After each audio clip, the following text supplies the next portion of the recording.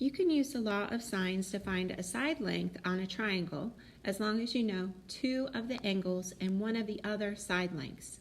So here we're going to find side length A. Our first step is to label the sides and angles using the triangle above as a guide. So notice that the sides are labeled with lowercase letters A, B, and C. We already know what side A is, so let's just call the other one B and this one C. It doesn't matter which one you decide is B, which one you decide is C, you just pick one.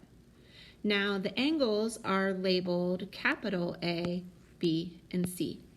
And notice that they are directly across from the lowercase version of that letter. So angle A is across from lowercase side A.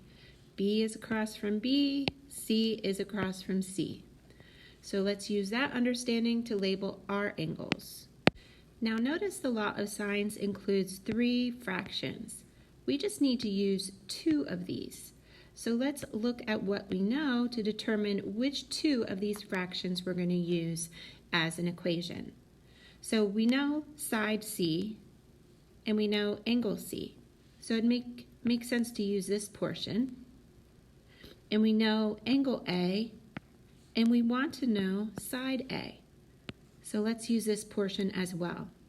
So let's write down our formula over here on the right. And then let's substitute in what we know. So sine of angle A. Angle A is 118 degrees divided by the length of side A. Well, we don't know that, so let's just call that A. Sine of angle C. Angle C is 29 degrees divided by side C, which is 11.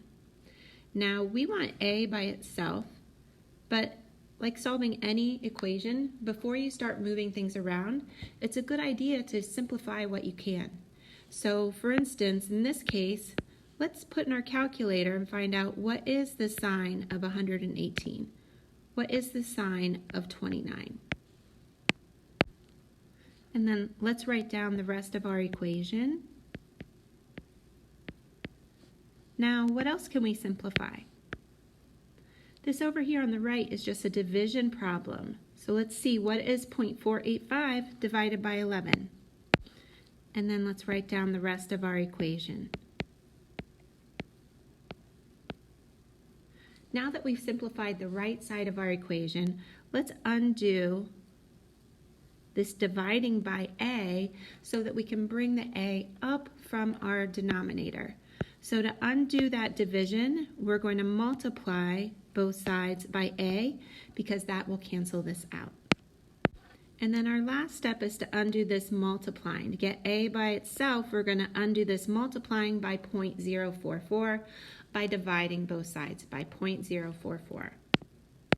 And when we do that, we get about 20. Now, our last step is to just check it and make sure it makes sense. If we go back to our original triangle here, we do know that this side length is 11. This side length here is bigger than 11. It's longer than 11. So it does make sense that this side length A could be 20. If instead I calculated a number that was smaller than 11, I would know that my answer is probably wrong. I probably made a mistake at some point and I would need to go back and check my math. So you always want to check your answer for reasonableness looking at your original picture you're given.